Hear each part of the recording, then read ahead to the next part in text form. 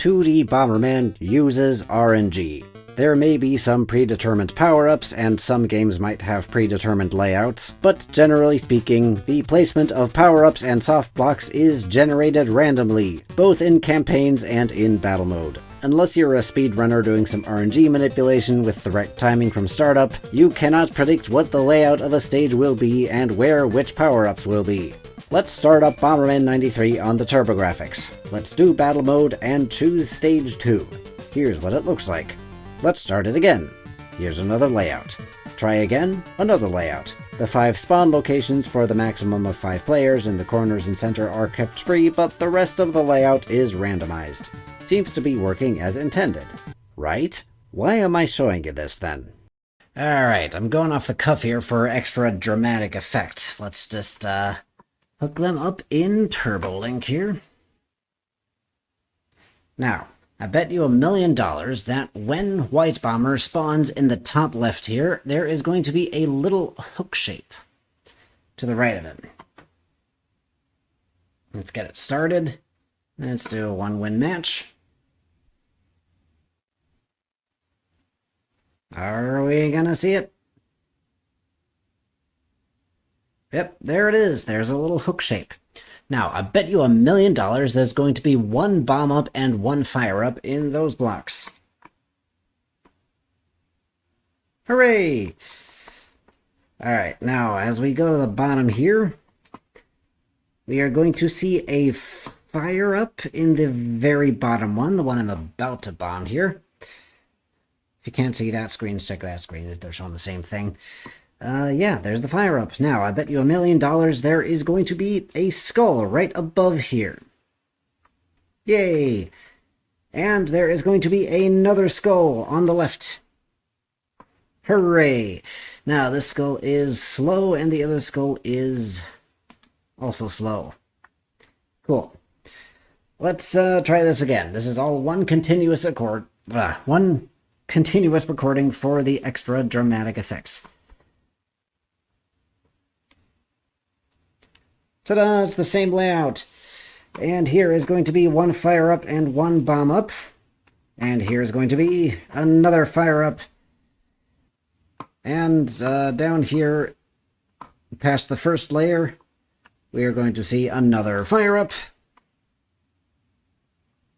Yay! And here is another skull. And another skull. Alright, this skull is slow, and this skull is fast. So as we see, the RNG is not entirely non-functional. It does kind of randomize the skull effects, but not the layout of the stage. If we want another example, we can do that again.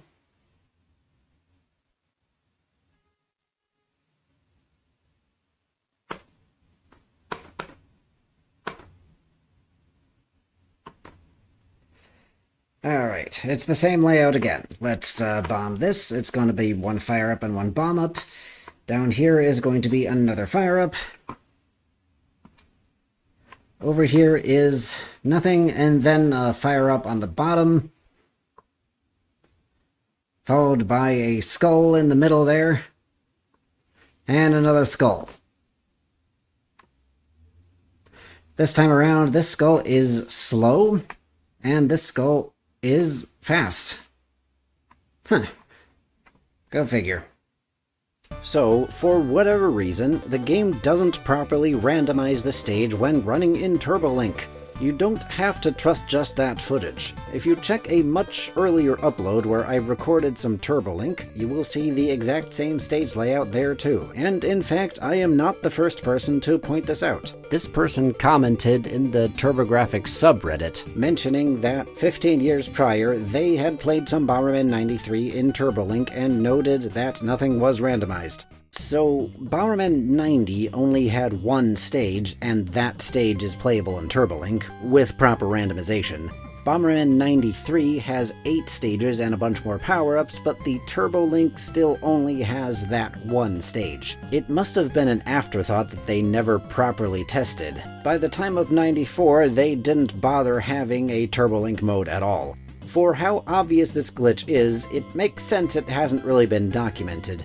Turbo Expresses are expensive as heck, and the home console already has multiplayer support, so why would you get two Turbo Expresses to run stuff in TurboLink? And for how advanced emulation and third-party consoles have gotten, none of them have ever bothered to add support for TurboLink. So this is the quest I have to give for any data miners with too much free time. Figure out why the RNG function doesn't properly load in Bomberman 93 when running in TurboLink. Alright, have a good day.